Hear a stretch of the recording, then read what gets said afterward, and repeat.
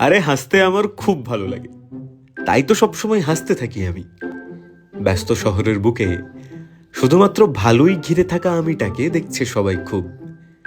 সবসময় হাসছি, খেলছি, ছুটছি, দুঃখের কোনো ছাপ যেন ছুঁতে পারেনি আমার চোখের পাতা। বন্ধুদের মোটিভেশন দিই, ওদের খারাপ থাকতে দেখলে ভালো থাকতে শেখাই। কোনো চাপ নেই জীবনে আমার, সবাই তো এটাই ভাবে। হাসলে আমায় খুব মিষ্টি লাগে, তাই সোশ্যাল মিডিয়াতে সবসময় নিজের হাসি মুখের ছবি পোস্ট করি। তবে কি সত্যি কোনো দুঃখ নেই আমার?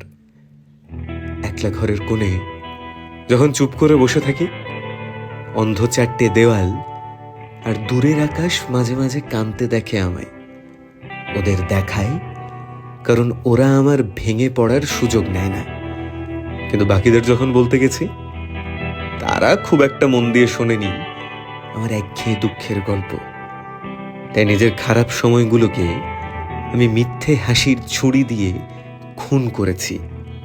এখন আমি সব সময় হাসতে থাকি, কারণ মিথ্যে হাসি মিথ্যে হলেও দেখতে সবাই খুব ভালোবাসে। লোকে তোমার দুঃখের গল্প কেন শুনবে? তুমি হাসতে থাকো, জীবনে যাই হয়ে যাক না কেন, তুমি হাসলে সবাই তোমায় খুব পাত্তা দেবে, তাই না?